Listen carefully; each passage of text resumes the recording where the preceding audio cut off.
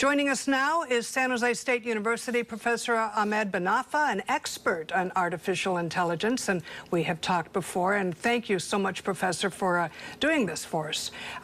Well, it's a controversial decision. What do you think about the governor's veto? Well, it's not a surprise, to hear that he vetoed this bill. It's been in trouble since the beginning because it was really the version that reached his desk is a light version, a watered-down version of the original one.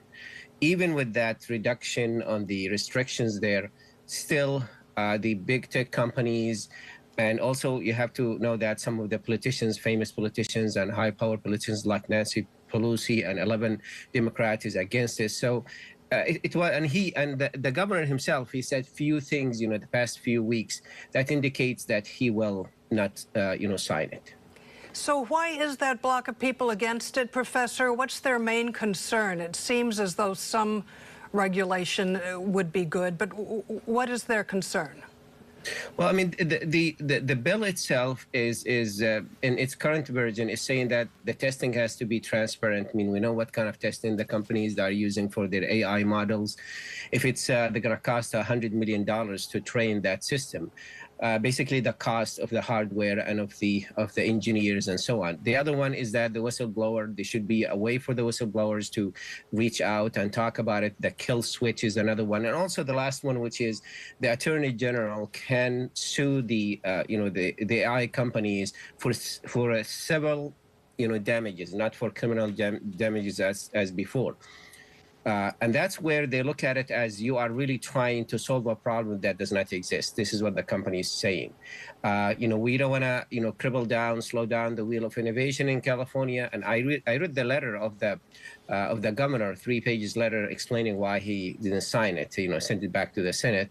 And he said that we don't want to, be in the way of the innovation of California. 32 of the top AI companies in the world of AIs exist actually in California. And you and I have talked in the past about the fact that Congress really has not done much to regulate. Do they just not know where to start? I mean, why not? Well, first of all, the Congress is at the federal level is very slow in passing anything, almost anything. So it's going to take a while for them to agree on something. And AI goes, the speed of light. So if they have a regulation for a certain risk of AI now, there is no guarantee that those risks will even exist when the bill is passed through the Congress. That's why a state like California took the lead, and they say, okay, let's start with something. I don't look this at the end of the line for this bill, because this is a starting point. Other states are looking at it and saying maybe we could look at it and copy, on some of the points in this bill to help us, build our own. It's not going to stop. There will be back and forth about it. We might have another bill by, another senator, coming up with it with something that could be acceptable by the big tech company. And there is another point here, Catherine. It's an elections year. So that has an impact also on politics. Oh, politics and money, always part of it. You make a good point that just trying to stay ahead of this industry would be just about impossible. Even catching up seems to be tough. That's absolutely right. I mean, we look at the production that we see it all the time coming from OpenAI. Every time they come up with new products, and we have a lot of companies coming up with new products, advances. And now if we try to say, okay, the risk is this way, now here's more risk going on.